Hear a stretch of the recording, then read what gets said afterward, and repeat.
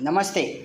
जितने भी आज हमारे हिंदुस्तान का मुस्लिम भाई है, जो हिंदुस्तान का मुस्लिम भाई है, उनको मैं हाथ जोड़कर विनती कर कर एक बात कहना चाहता हूँ। आज फिर से मैं पूरे हिंदुस्तान की फैमिली को 140 करोड़ जनता को जगा रहा हूँ। आज हमारा जो बात है पूरे मुसलमान भाई के लिए है, जो हमारा हिंदुस्तान का है। आज बहुत खुशी की बात है कि डॉक्टर कपिल खान को कोर्ट ने रिहाई कर दिया, उन्हें छोड़ दिया। बहुत खुशी की बात है, क्योंकि डॉक्टर कपिल खान बेगुनाह था और बेगुनाह को कभी भी कानून सज़ा नहीं दे सकता है। यह हमारे संविधान में लिखा हुआ है। हमारे पूज्य पिता डॉक्टर भीमराव अंबेडकर साहब ने ऐसे संविधान बना के गया है कि उसमें साफ साफ लिखा हुआ है कि कोई भी बेगुनाह इंसान को सज़ा नहीं दे सकता है। तो ये बहुत खुशी की बात है कि हमारे हिंदुस्तान का अदालत ने डॉक्टर कपिल खान को रिहा कर दिया और उनकी जितने भी धारा था उनको मरते नज़र रखते हुए कोर्ट ने उन्हें रिहा किया। ये बहुत खुशी की बात है। मगर आज भी मैं पूरे हिंदुस्तान की जनता को जगाना चाह रहा हूँ। इसके लिए मैं जगा रहा हूँ क्योंकि मैं शहीद भगत सिंह का रास्ते पे चल रहा हूँ, जो हमारे देश को आज़ाद किया है। शहीद भगत सिंह, चंद्रशेखर आज़ाद, राजगुरु, सुभाष चंद्र बोस, तो उन्हीं के रास्ते पे मैं चल रहा हूँ। तो मैं आज पूरे हिंदुस्तान की जनता को फिर से आंखें खोल रहा हूँ सोशल मीडिया के थ्रू से, फेसबुक के थ्रू से, कि आज भी हमारा देश आज़ाद नहीं हुआ है।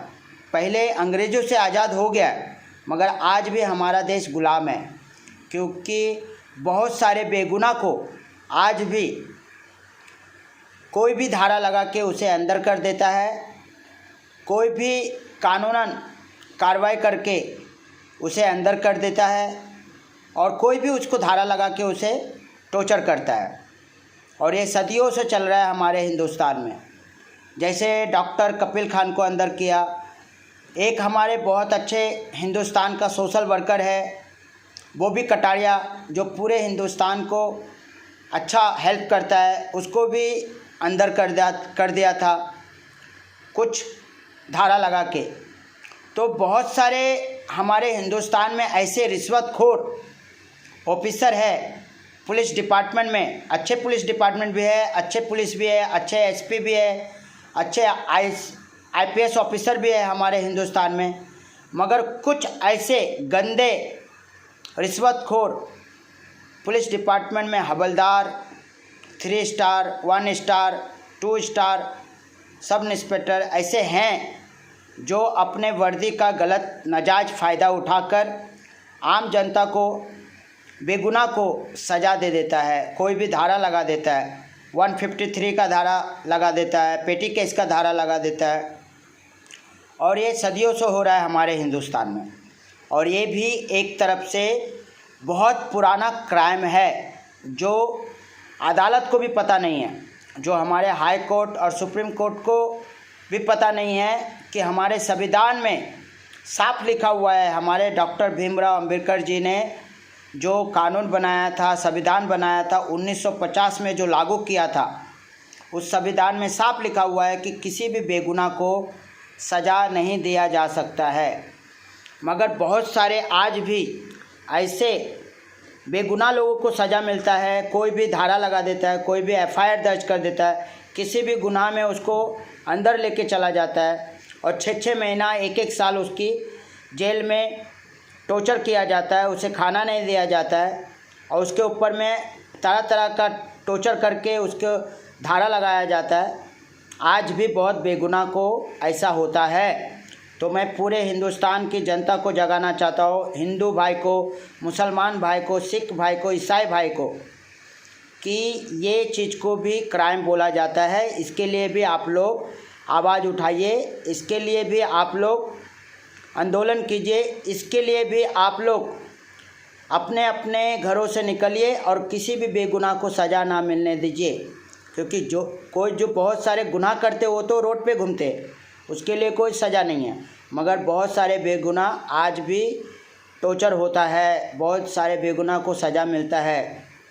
अभी अभी आप टीवी पे देखे रहेंगे, एक बेटी अपने मोबाइल को बचाने के लिए एक दो गुंडा उसको छीन के जा रहा था, वो अपना मोबाइल को बचा रहा है और वो दोनों गुंडा ने उसके हाथ पे कुछ कटारी लेकर, जो कोयता बोलता है, उससे उसको वार किया है। ये कौन सा स्टेट का तो बात है जो अभी न्यूज़ में बताया जा रहा है। तो बेटियां क्राइम रोकना चाह रही है, मगर हम लोग घरों में बैठे हुए हैं और देख रहे तमाशा। मैं पूरे हिंदुस्तान की जनता को कहना चाहता हूँ कि हमारा हिंदुस्तान आज़ाद हो चुका है 1947 में ब्रिटिश से, मगर आज भी हमारा हिंदुस्तान गुलाम है करप्शन से और क्राइम से। करप्शन हमारे हिंदुस्तान की रीढ़ की हड्डी तोड़ दिया है, बेगुनाह का जॉब चला गया है, हर काम रिश्वत देने बिना होता नहीं है, तो ये करप्शन है। और क्राइम इतना बढ़ चुका है कि आज भी हमारे माँ बहन बेटी बहू भाभी को हर जगह प्रॉब्लम है, हर मुसीबत पे प्रॉब्लम है। और ये सारे क्राइम बढ़ता जा रहा है रिश्वतखोर पुलिस डिपार्टमेंट से, जो बहुत अच्छे पुलिस डिपार्टमेंट भी है, जो अपने वर्दी को दाग नहीं लगने देता। ऐसे ऐसे ऑफिसर है, एसपी है, डीएसपी है, आईपीएस है, 3 स्टार है, जो अपने वर्दी को दाग लगने नहीं देते हैं, ईमानदारी से ड्यूटी करते हैं। मगर कुछ लोग इतने गंदे हैं कि वर्दी के आड़ में हर गैर कानूनी धंधा करता है, हर कानून का बदनाम करता है। और ये हमारे कोर्ट को पता है, फिर भी एक्शन लेता नहीं। सुप्रीम कोर्ट को पता है, हाई कोर्ट को पता है, हर राज्य का कोर्ट को पता है। मैं उन कोर्ट से अपील करता हूँ, उन जज से, जो भी सीनियर सिटीजन जज है, जो भी जज है, सीनियर जज, वकील, मैं सबसे अपील करता हूँ कि आप लोग को रहते हुए भी पूरे हिंदुस्तान में बेधड़क क्राइम बढ़ता जा रहा है। और अभी अभी जो टीवी पे न्यूज़ में बता रहा है कि सुशांत सिंह के मौत में 4 ड्रग्स बेचने वाला माफिया डॉन सप्लायर पकड़ा गया है।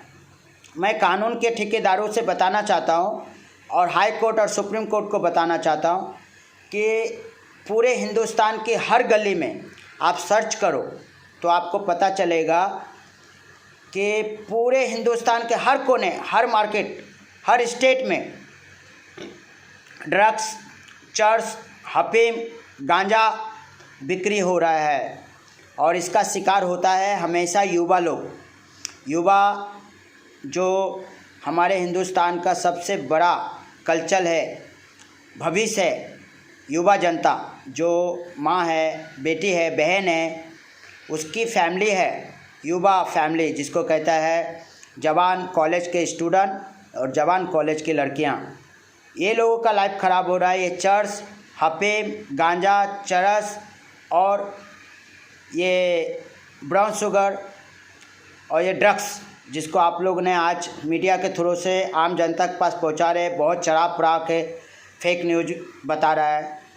तो मैं उनसे भी कहना चाहता हूं कि आंखें खोलो, हिंदुस्तान के हर कोने में ड्रग्स बिक रहा है, उसके ऊपर भी एक्शन लो, क्योंकि गरीब के घर के नौजवान और बेटी ख़राब हो रहा है इस ड्रग्स, चर्स, गांजा के चक्कर में। मुंबई का कुछ गलियों में बोलता है बिकता है, नहीं, हिंदुस्तान की बहुत सारे गलियों में बिकता है।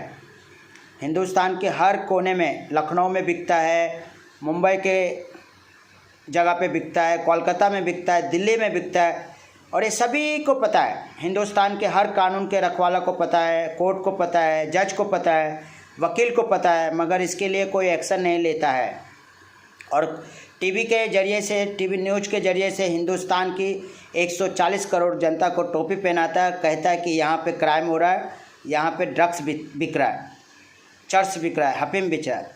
उनको ये भी पता होना चाहिए कि ये ड्रग्स और चर्स और गांजा के चक्कर में बहुत सारे युवा का लाइफ ख़राब हो गया। वो जॉब नहीं करते हैं, नशा में इतना बेसुमार रहता है कि वो अपना शरीर को हिफाजत नहीं कर सकता है। घर में सोना चांदी माँ बहन का बेच के वो ड्रग्स ले रहा है, चर्स पी रहा है, गांजा पी रहा है, और ये हर स्टेट में हो रहा है, हिंदुस्तान के हर स्टेट में हो रहा है। ये मैं हिंदुस्तान की हर पुलिस डिपार्टमेंट को बताना चाहता हूँ, सीबीआई को बताना चाहता हूँ, देश का हर राज्य का कोर्ट की अदालत को बताना चाहता हूँ, जज को बताना चाहता हूँ।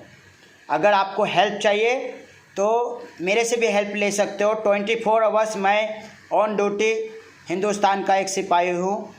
मैं भी बता सकता हूँ कि कहाँ कहाँ ये होता है, मगर जितने भी रिश्वतखोर करप्शन करने वाले देशद्रोही है वो लोग ये होने नहीं देगा, क्योंकि उनको ये फ़ायदा है।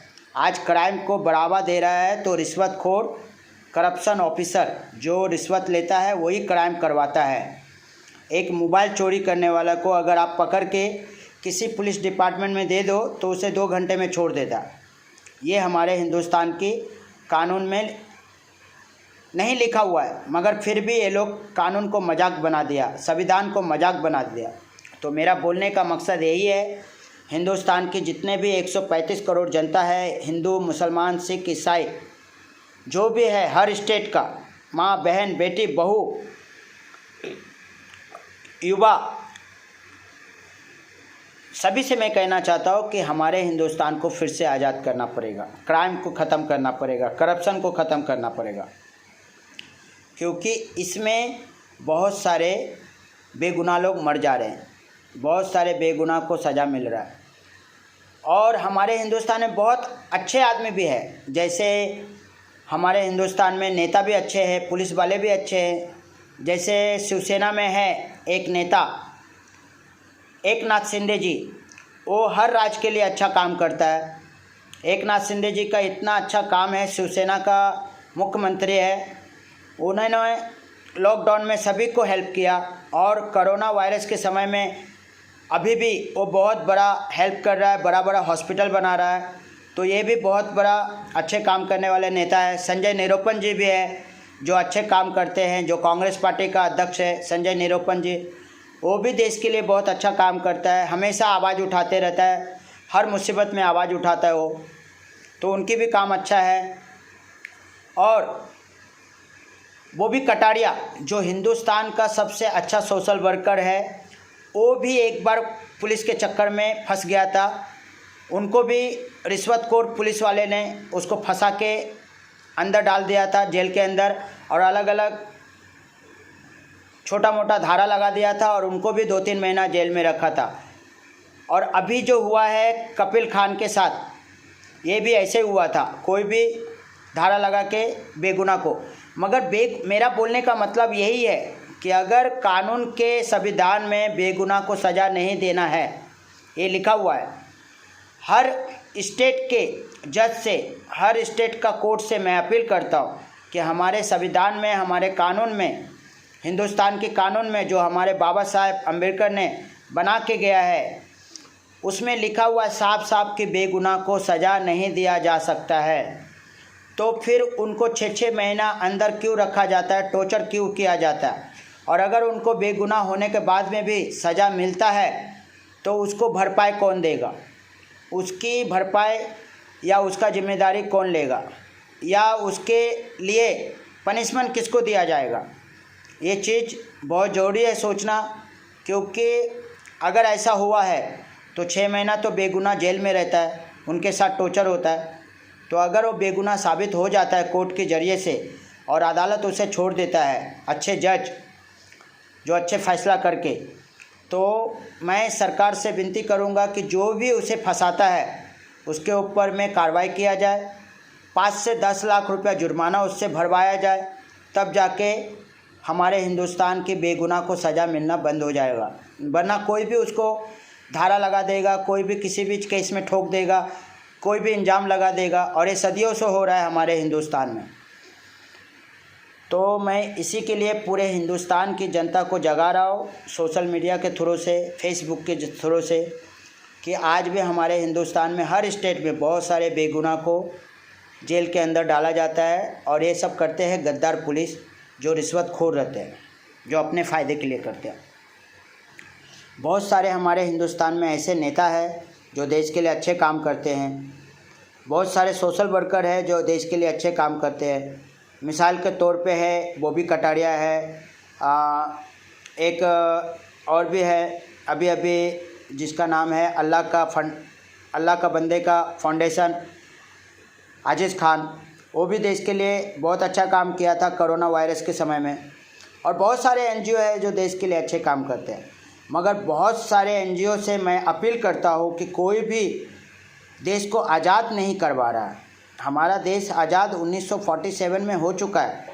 जो हमारे महापुरुष शहीद भगत सिंह, राजगुरु, शिवाजी जी, सुभाष चंद्र बोस जी, डॉक्टर भीमराव अम्बेडकर जी और बहुत सारे ऐसे नौजवान जो आज भी मर के अपने देश को आज़ाद कर रहा है। मगर बहुत सारे एनजीओ से मैं अपील करता हूँ, अदालत से अपील करता हूँ कि हमारा देश आज़ाद नहीं हुआ है। करप्शन ने पूरे हिंदुस्तान की हड्डी तोड़ दिया है और पूरे हर गुनाह का जिम्मेदार है करप्शन। क्योंकि जितने भी हमारे हिंदुस्तान में नौजवान है, पढ़ा लिखा, डॉक्टर बनना चाहता है, आईपीएस बनना चाहता है, इंजीनियर बनना चाहता है, वो आज नशा में डूब रहा है और ये नशा हर स्टेट में बिक रहा है। ये जो टीवी पे बता रहा है कि 4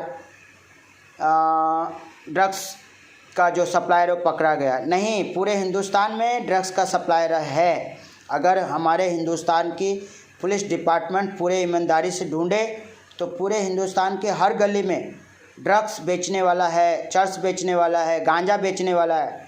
और अगर ये सब है तो क्यों बिक रहा है? या इसमें पुलिस डिपार्टमेंट मिला हुआ है, या नेता मिला हुआ है, या इस क्राइम को बढ़ावा चढ़ावा देने के लिए बहुत सारे लोग हैं।